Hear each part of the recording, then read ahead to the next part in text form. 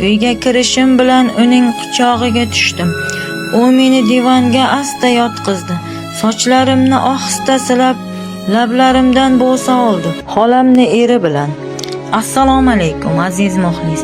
Kanalimizda yangi bo'lsangiz, obuna bo'lishni unutmang. Bahor oqshomlari allaqachon iliq tus ola boshlagan daraxtlar g'unchalarini ochib, shirin hidlar atrofga taralayotgan edi. Shu paytda men xolamnikiga tez-tez qatnaydigan bo'ldim. Xolam har doim mehribon va quvnoq, ammo ko'p hollarda yolg'iz edi. Ammo bu safar meni boshqa bir kishi, xolamning eri Jasur aka ko'proq o'ziga jalb qila boshladi. Jasur aka baland bo'yli, barvasta va o'ziga xos jozibaga ega erkak edi. Uning har bir so'zi, har bir nigohi yuragimni titratardi. Bir kuni kechqurun xolam qayergadir chiqib ketdi. Uyda faqat ikkimiz qolib suhbatlashib o'tirdik. Uning ovozi quloqlarimda shirin sadoday yangrar, ko'zlari esa meni bir sirli, ehtirosli olamga tortardi. Bir lahzada jimlik cho'kdi, faqat yurak urishim eshitilardi. Jasur aka sekin qo'limdan ushladi. Uning iliq qo'llari tanamni titratdi. Nigohlarimiz to'qnashdi. Bu mehr va ehtiros aralashgan, qochib qutulib bo'lmaydigan his edi. U meni sekin bag'riga tortdi. Nafasim qizib ketdi, yuragim qattiq urardi. Shu oqshom u bilan birinchi marta taqiqlangan, lekin shunchalik yoqimli va ehtirosli lahzalarni his qildim. Uning qo'llari, lablari har bir joyimni mehr bilan o'pardi.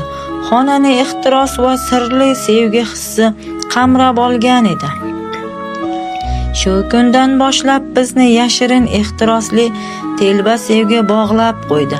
Har safar ko'rishganimizda yuragim urishdan to'xtab qolayotgandek tuyulardi. Lablarimiz har gal o'sha birinchi bo'sa kabi shirin va mehrli edi. Kunlar o'tgan sari bizning uchrashuvlarimiz yanada chuqurroq, yanada ehtirosli tus ola boshladi.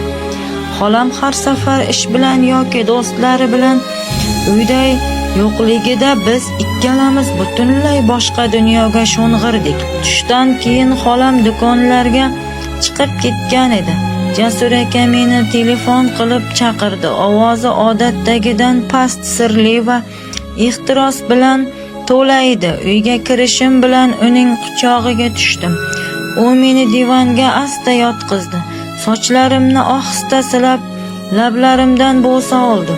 Uning qo'llari har bir joyimni mehr bilan o'rganar, lablari bo'yinlarimdan ehtiros bilan sayr qilar edi. Nafaslarimiz bir-biriga aralashib ketdi. Yuraklarimiz birdaniga tez urardi. Uning qo'llari pastroqqa sirg'alib, tanamdagi har bir nuqtani qiziqish bilan o'rgana boshladi. U meni o'ziga yanada yaqin tortdi. Tanalarimiz bir-biriga qattiq yopishdi. O'sha daqiqalarda vaqt to'xtagandek edi. Faqat ehtiros, mehr va zavq, boshqa hech narsa muhim emasdi. Uning issiq nafaslari quloqlarimda shivirlab meni butkul mast qilardi. Har bir harakatida ehtiros bilan aralashgan sevgi hissi bor edi. U meni butunlay o'ziga bo'ysundirdi. Men esa hech qanday qarshilik ko'rsata olmasdim. O'sha kun, o'sha oqshom biz uchun unutilmas bo'ldi. Har gal ko'zlarimni yumganimda Jasur akaning iliq bag'ri, kuchli quchog'i va ehtirosli bo'salarini eslayman. Bu taqiqlangan, ammo telba ehtiros bilan yo'g'rilgan sevgi har safar meni o'ziga yanada ko'proq bog'lab borardi. Kunlar, haftalar, oylar shunday ehtirosli uchrashuvlar bilan o'taverdi. Har gal Jasur aka bilan ko'rishganimda qalbimdagi his-tuyg'ular yanada kuchayardi.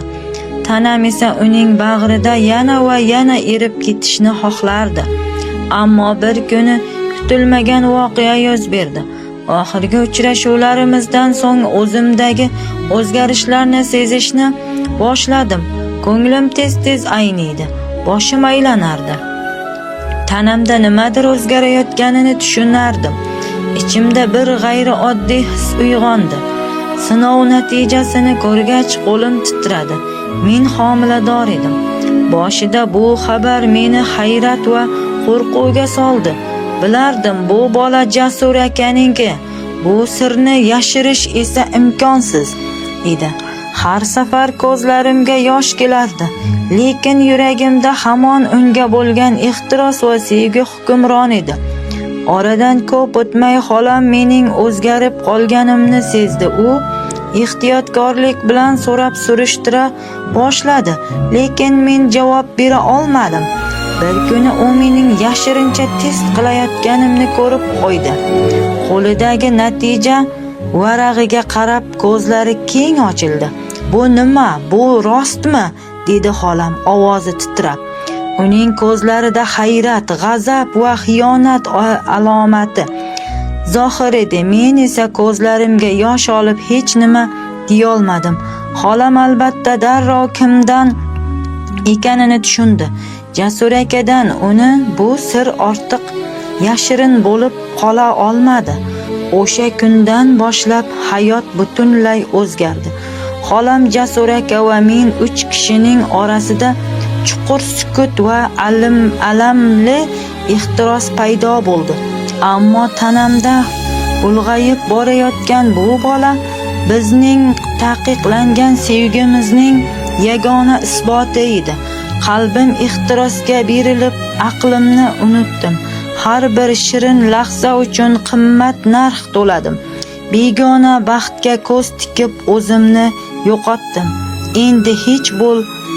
Endi kech bo'lsa-da angladim. Bu xato edi. Sevgi nomi bilan aldangan yuraklar azob chekadi.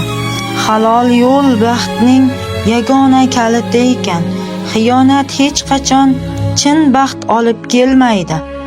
Or nomusni qadrlash ayolning eng ulug' ziynati.